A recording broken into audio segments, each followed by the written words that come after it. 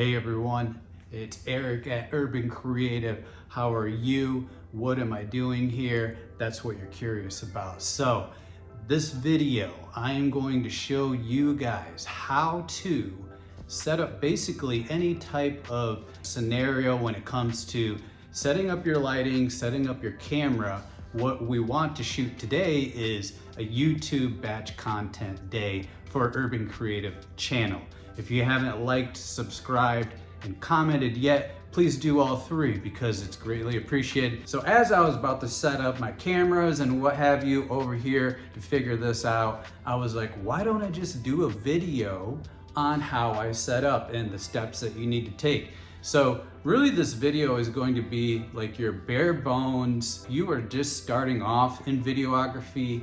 This is a perfect video for you to like just get some tips and ideas on how to set up really any space and just things to think about before you get started. So this is going to be raw, this is going to be uncut, it's going to be unfiltered because I'm really just shooting this from my phone. And as you can see over here, everything's just kind of a mess right now. So we're really going to just start from dealing with this and figuring out like what's the best spot, what's the best angle within this place. But you can also apply it to really any place, the fundamentals of it.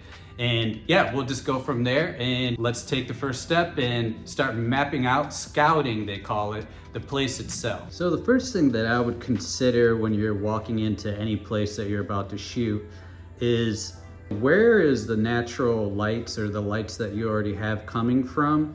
And as you can see, it's a little bright here with this phone, the glare, but we have some overhead lights there. And then if you see closer, we have some natural light against that window. But that natural light really is not gonna help at all, I think, because you have to figure out also what the next step is, what's the wall or corner that you're going to shoot at and what makes sense to you.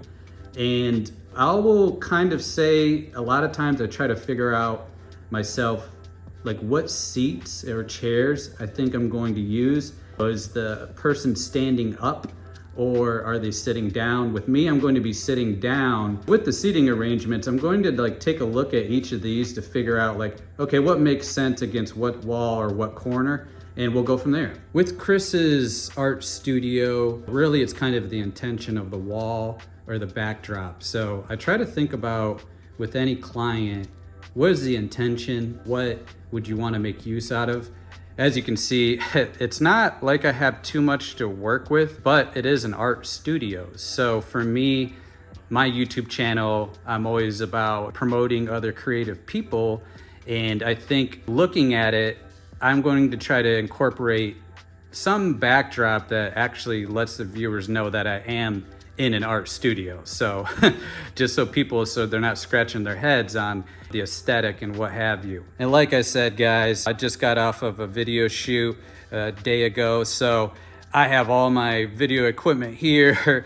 I know it's kind of messy and there's a lot of things that I need to move around. So what I'm going to do is try to do a little bit of time lapse scenes in between. So we're not wasting too much time me setting this up, but the goal is to try to get this all lighted up and set up within an hour.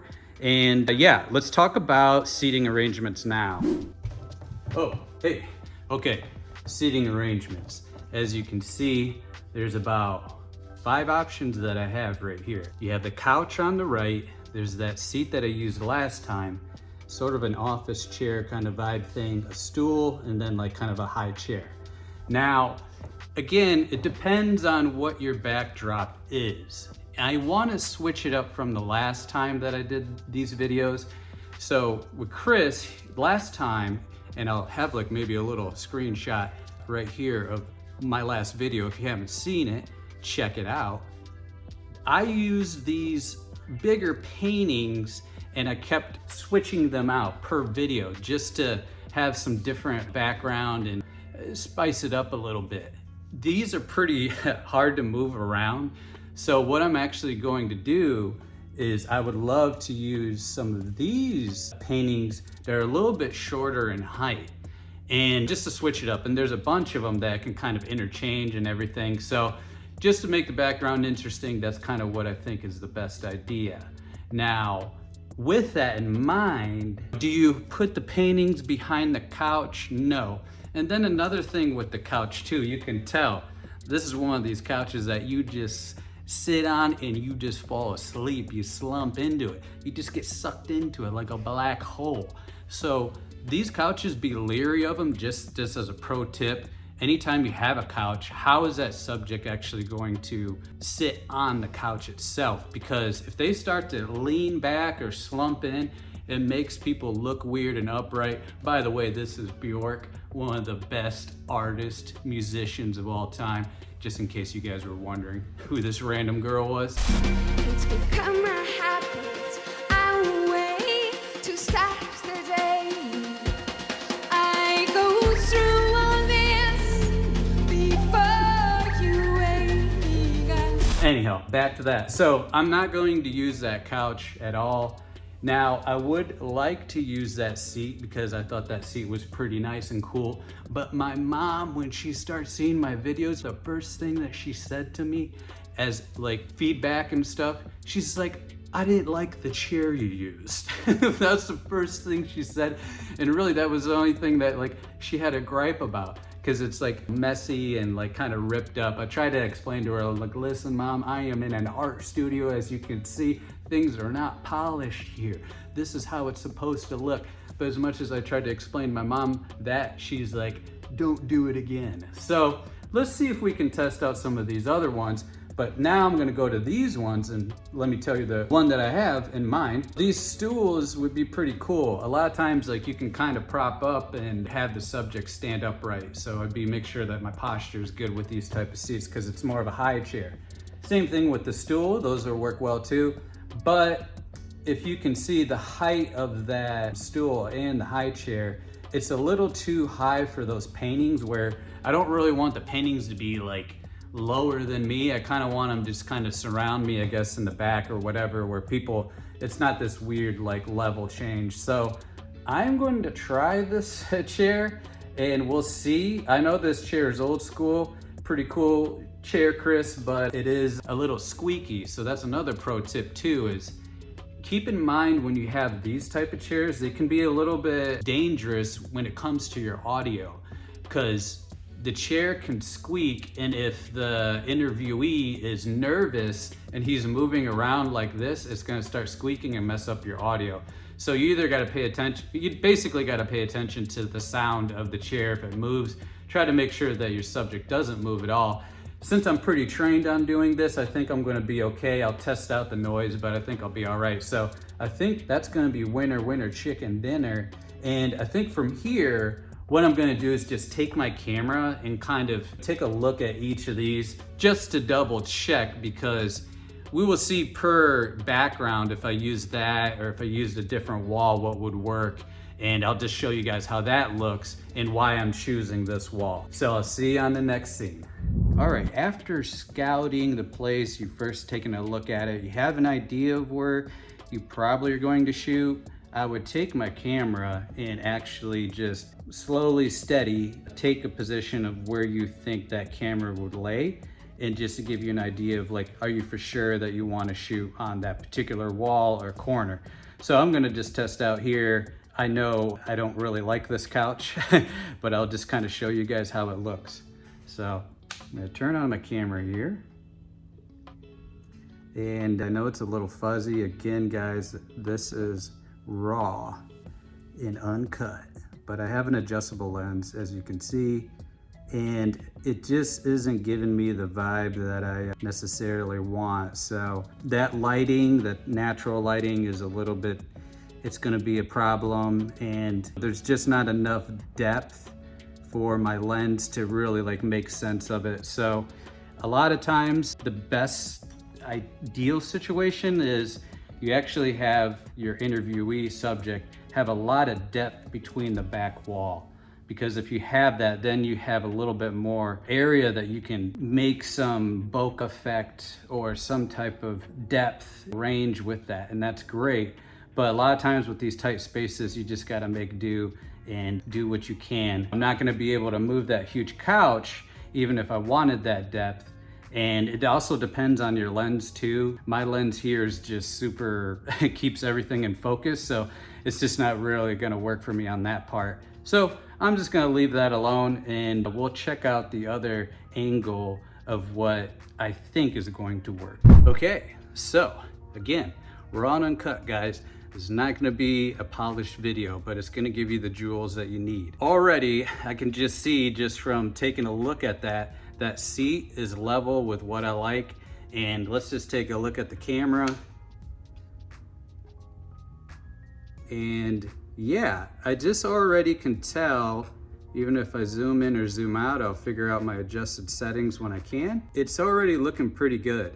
So what I'm gonna probably do is try to give as much space, again, from me to the wall, so there's a little bit of distance. Basically, if I place this chair in the middle of these guys and space it out a little bit, it's just gonna look a lot better. So that's this kind of thing, is you have to dress up, they call it dressing up or staging your back wall, and just make the best of it. And especially here in the city, New York City, that's where I'm at, there's always different rooms that just look bad, and you just gotta make the best of it. So you gotta think on your feet and figure out what corner, what walls are gonna work, what the depth is, and then you start messing around with the lighting on the background after that.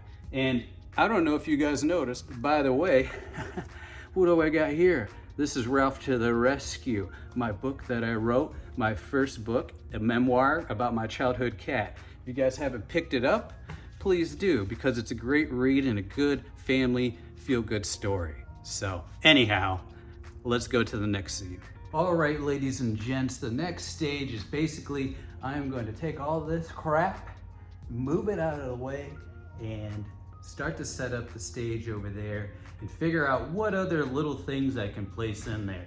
I see that I have some plants. I see that I have some other lights that can maybe balance it out. So without further ado, I'm going to do a time lapse for all this stuff, because it's gonna take too long for you to just watch it through. I know you guys love me, but you don't love me that much to just watch on hours on end.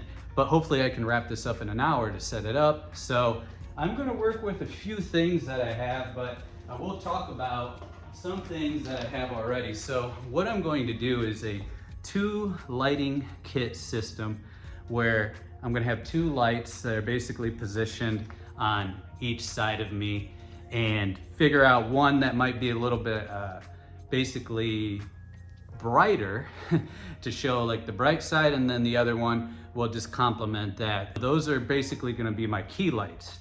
And then I'm going to try to set up a colored light like this. I can't show it, but it'll be on the stand because I'm using it for my phone.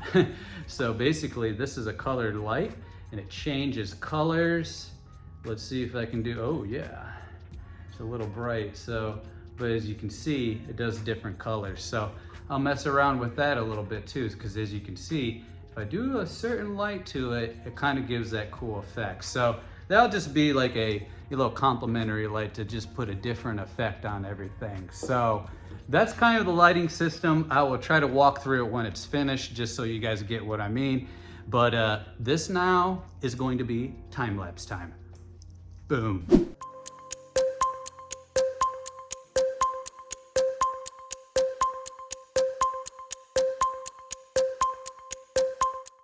And we are back. Okay, you guys saw the time lapse.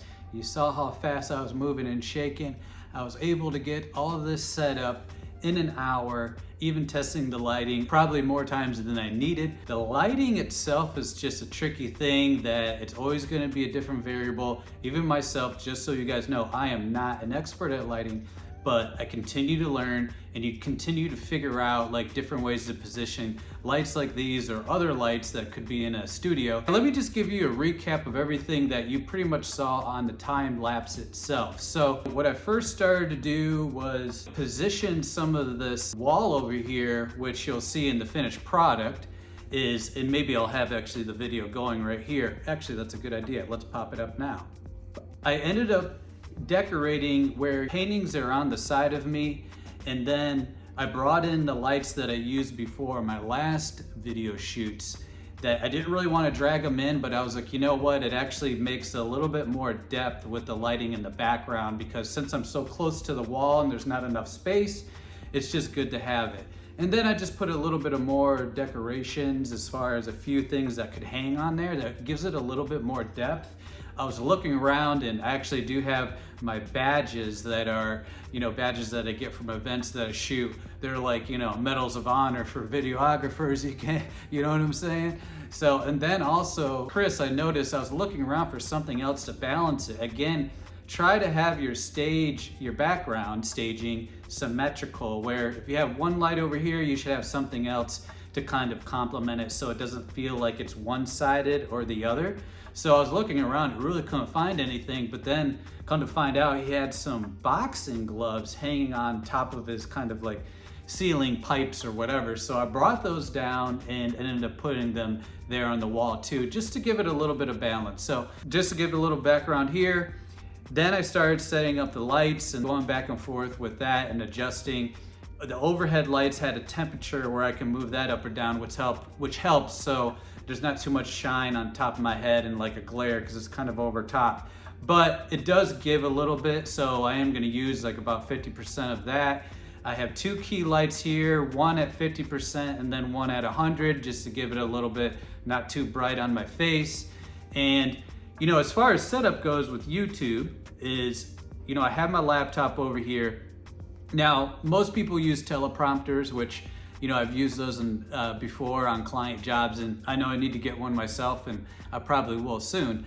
But just if you're starting off, really, all you have to do is use your laptop, stack it up on a bunch of books over there, and balance it right up to the camera, right below it, so that you have your topics. And a lot of times you can have apps, you know, that do the teleprompter, moving the text up as you read, and that's easy for you. For me, I just usually use topics where I have them there and they're written down, or I kind of use ChatGPT to kind of have a few notes where I can just go through and run through it, because I kind of just, you know, I just talk, you know what I mean? I'm a talker. So yeah, and then I have my headphones already ready and my lav mic, my DJI 2 lav mic set. Those work really well and they're just very easy to just hurry up and put on and plug in. So yeah, that's pretty much it. I have everything ready, and then, you know, I'm going to put this light, again, the colored lights, at some point to just give it a little bit of extra, you know, feel when I start shooting. So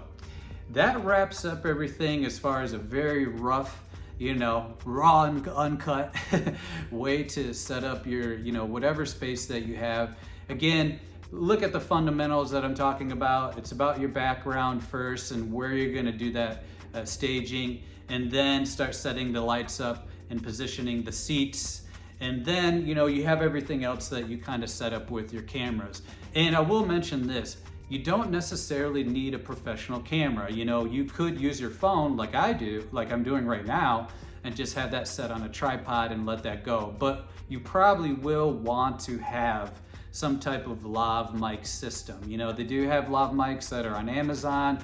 You know, some of them are cheaper, like below $50, but I do recommend giving it a step up, and you can use the DJI mics, the Lav 2s, and those ones actually can plug into your phone as well, and you get that professional crisp audio for your YouTube videos. So anyhow, thank you guys very much for tuning in and following me along with this little studio adventure. I'm gonna get lunch, but I'm going to start shooting soon. So I'm looking forward to showing you guys a finished product. If you like what you guys saw today, let me know, drop a comment below if you wanna see more type of videos that are like this. They're just kind of like random, and I'm just you know, I set up stuff. So that would be great. And also, if you can like, comment, and subscribe if you haven't already. I am trying to get to 100 subscribers.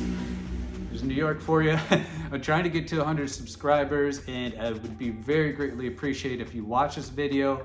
Every subscriber counts. The first 100 subscribers are your most important.